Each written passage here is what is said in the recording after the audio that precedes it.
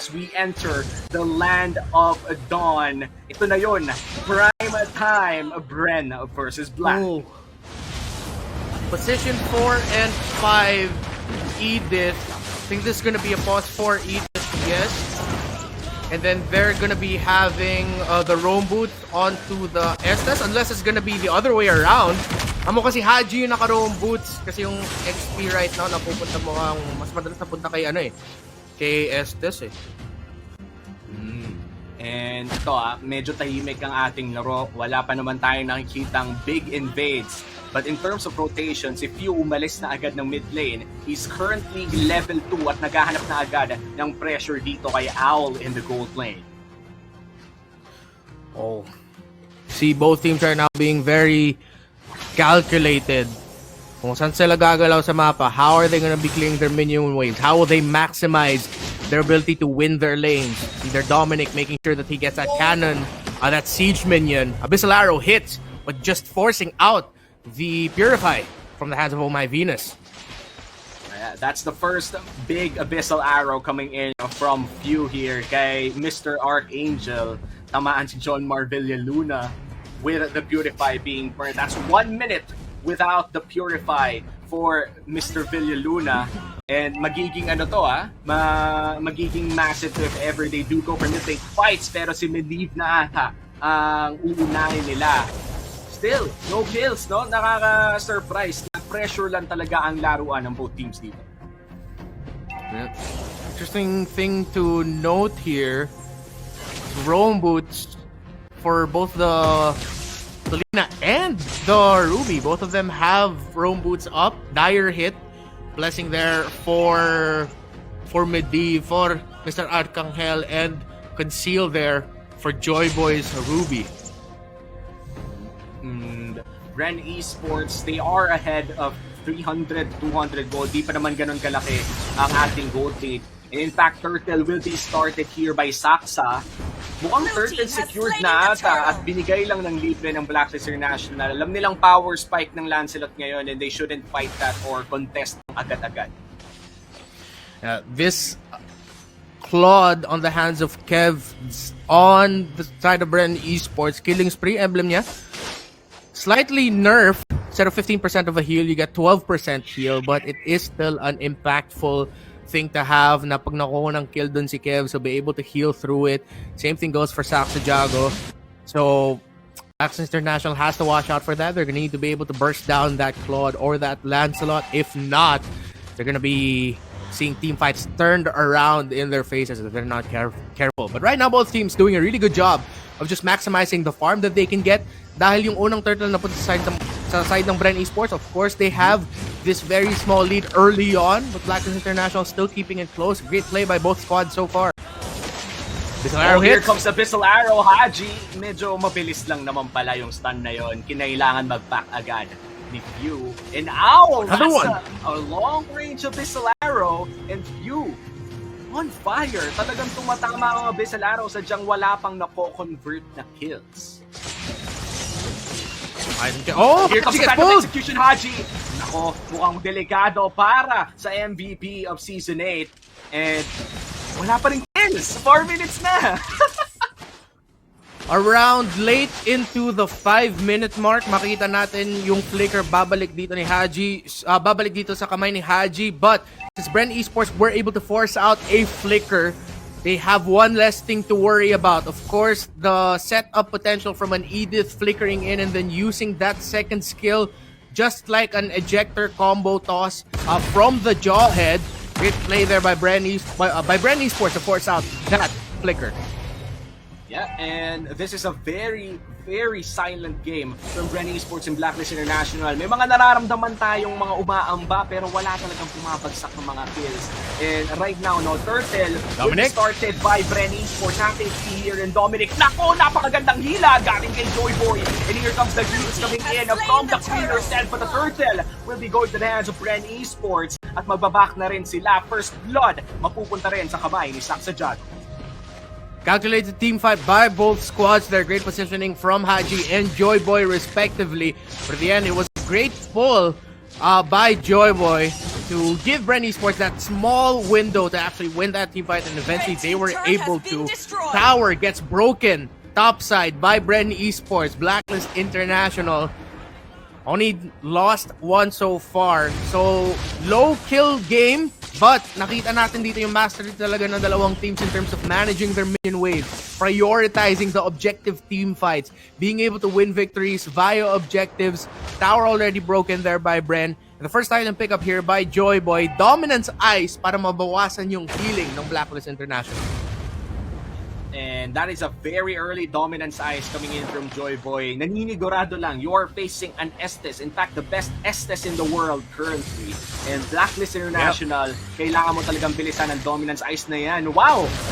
You really landing those Abyssal Arrows. Sadyang ang ganda ng positioning ng Blacklist International para protektahan yung mga natatamaan ng Abyssal Arrows. But the flicker is burnt already for Dominic. It's a 3v1 dive. Ay mo pende, tumama na rin. Phantom Execution. Here comes the kill.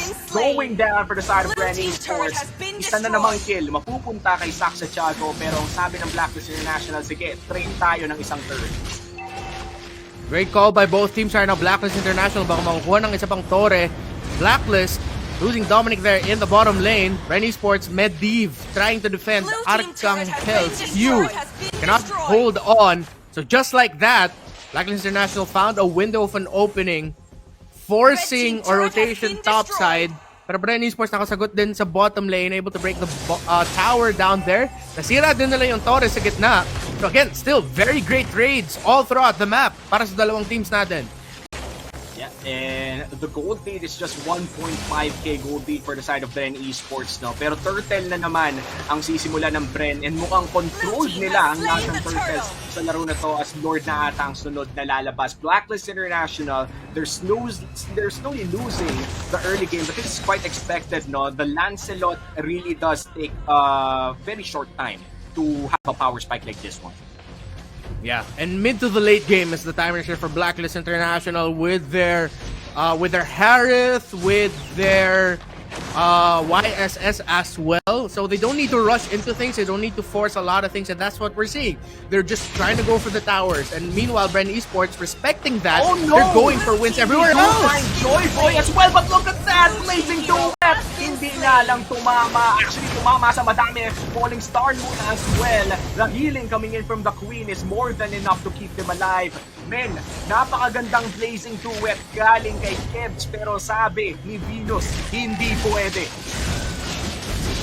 The heal and the response, and this is it. The response from Blacklist International is just too real. With a snap of a finger, nagkaubusan ng torre, nagkaubusan ng kills. Blacklist International equalizes the gold lead. A great chance and a great response by Bren Esports. Sinabi mo na nga, ang ganda ng pasok doon ni Kevs. Blazing duet. Akala ko nga makaka-triple kill siya. But the domain of the Moon Goddess, blessing of the Moon Goddess, the ultimate of that Estes. Just absolutely being able to heal through everything. Kahit na may dominance ice na si Joyboy, not enough to reduce the healing that the Estes can provide. Bren Esports, they are playing well in this game though, but Blacklist International showing a classic Blacklist response. Ube, group together, counter-engage, punish. Loving this match so far. That was a perfect blazing duet coming from Kevs. And Bren Esports, akala talaga nating lahat yun na yun That was the Bren Esports moment, but the total deny coming in from the blessing of the Moon Goddess. And now, in terms of objectives, lamang ang Bren Esports dito. May turtle na sila kung gusto nila dagdagan ng Lord. Sino kaya makakapagpito ng Lord dito? Saksa ng Lord, pero low HP na siya. Here comes the blazing duet. Babagsak ang Lord. Sabi ng Harit, hindi yan pwede dito. And now, Abyssal Arrow will land, and that is the fight. One kill for Blacklist, but the Lord will be secured by Bren. Great adjustment there by Granzu at saka si Medivh. Dahil yung ultimate ni YSS, the Mountain Shocker, nahinto yung pagtipi ni Saxa Jago at nakita sa mapa na sobrang low na niya. So dumaan doon si Granzu at saka si Medivh para ma-cover lang yung takas niya. Great response there by Bren Esports. Oh, wait a minute. inherent. Here comes the Zaman Force. Low HP na dito si Haji. Pero mukhang may na pupunta sa torre. And there goes the Eden. He's got a bit of damage coming in from Saksa. It's insane. But he's gonna go down. And now Kev to the next place. Duet not yet available. Here comes the stun. Tumama na rin dito sa backline ng Saksa International. But killing spree without traceless. 4 twice. It's just insane. 2-for-1 ang ating exchange. At Lord ang kanilang next target. Very close game dahil sa engagement na nangyari doon sa orange buff. Nakatulak ang Lord sa bottom lane. Nawala yung second tower ng Blacklist International. But Blacklist International responding really well in that engagement. Being able to sidestep, step away from that blazing duet, step away from the abilities that could damage them. It ended up becoming a 2-for-1 trade with Blacklist International winning it. But Bren Esports fans and Bren Esports themselves will be happy with the fact that yes, nawala yung torre dun sa bottom lane. There's a little bit more control or a little bit more opportunities to keep the control. One thing we have to take into consideration as well is early on in an item check, maybe around 4 or 5 minutes ago, nakita natin Haji and Oh My Venus, parehas sila nag-build ng Dreadnought armor. Tingnan natin kung bubuin nila parehas yung anti-crash, pero nakakatulong yun sa pagbaba ng damage ng Claude at ng Lancelot. And Bren Esports right now, they're trying to re-establish pressure that they lost in the past few fights, no? And effective naman ang kanilang ginagawa. And in fact, 2K na lang ang gold lead ng Blacklist International. Blacklist, on the other hand, would like to exert more pressure around that bot side. And controlled na rin nila ang red side map ng Bren Esports. And it's up to Bren to actually find another fight. Kasi 30 seconds na lang, magkakaroon ulit ng gold. This could be a big Lord fight here. Depende kung paano i-manage nila Granzu at nila Dominic ang mga side lanes nila. Top side, minion wave, Granzu on the way to force that push para ma-force si Dominic na mag-clear. Unang makakabalik sa Lord pit, baka si Granzu if he decides to go back to the rest of Bren Esports tapos ng clear ng minion wave. Dominic also ready to respond real quickly. 4 versus 4 scenario potentially. Dalawang XP laner. Now it's a split push. It's gonna be 4 members near this Lord. Both teams just trying to find an information and opening to go in. Brute Force Breastplate pick up here for Kevs. Could help him with reducing the damage that's being dished out by the YSS at galing sa Paquito.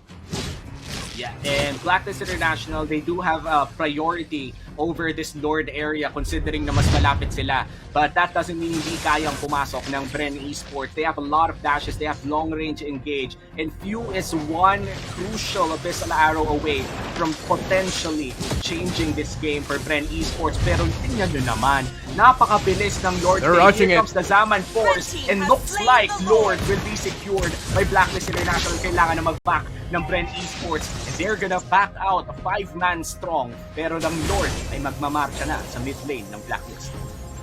Good call by Blacklist International. Pagkita sa mapa ng Blacklist International with the Mountain Shocker, kita nila Saksa Jago just a few steps too far from this Lord na kaya nila i-rush yung Lord. Domain of the Moon Goddess dropped down by Oh My Venus to slow down the members of Blacklist. Marching down the mid lane with the Lord. Will Blacklist try to end it here? Luminous Lord, kitang-kita ang pagbunggo at pagbagsak ng mid lane turret. They could go for the base here. Wala pa namang bawas na nagaganap pero mukhang naubusan din sila ng minions. That is nice wave clear coming in from Bren Esports. They live to tell another day. Nagkamali na ako, no? Pero Blacklist International, they're still trying to exert pressure now. This time in the bot side. Still focused on the towers. Haji trying to toss in Joy Boy pero di makita. See if Blacklist try to end it here. No, they back off. Bren Esports, depensahan nila unti yung torre nila sa top lane but halos wala ng torre ang Bren. Tingnan natin kung makakabalik sila sa laban to. Haji picking up the Oracle. That's gonna be more healing received galing sa Estes. And now 90 seconds away from the next Lord. This is going to be a slow, I think it's gonna be a slow game for sure. Kumbaga, babagalan na nila. Blacklist International, they know that they're ahead. 2 inhibitor turrets down for the side of Bren Esports. Meanwhile, for Bren Esports, they're gonna try to continue to find those small opportunities na tumama ang abyssal arrow. Pero napakahirap kasi yan, especially if you have Mountain Shocker just constantly checking kung nasaan kayo. 8k gold lead for Blacklist International. Bren Esports is trying to manage the minion waves. Blacklist hinihintay nila ang next Lord. Pero kung makahanap sila ng opening, they will try to go for it. The Abyssal Traps placement here for Bren Esports, giving a little bit information, might slow down the minion waves a little bit there in the top lane, just trying to control the situation para hindi mabasag yung torre nila doon sa taas. Blacklist not gonna be able to take it. 40 seconds bago mag-spawn yung Lord. Defensive play coming in from Bren Esports. Isang lane na lamang ang natitira sa kanila na may inhibitor turret. Kailangan talaga nilang alagaan ang kanilang top side. Meanwhile, mid and bot lane will be marching on or slow pushing ng passively na lamang dahil basag na ang kanilang inhibitor turrets. And this is really bad for Bren Esports considering that Lord is on the other side of the map na malayo sa mga open lanes nila. Haji, Mr. Salik Imam holding down that front line for Blacklist International. Meanwhile, Mr. Vincent de Guzman, Joy Boy, trying to do the same there for Bren Esports. One opening, what these two teams are looking for as Y starts the Lord. Well, this might just be the opening. Haji gets pulled in together with Wise, but the burst coming in from Saksa. Wise is down. Blessing the Moon Goddess, hindi na nakilang kanilang core. And here comes the Lancelot. Here comes Joy Boy na buhay pa rin.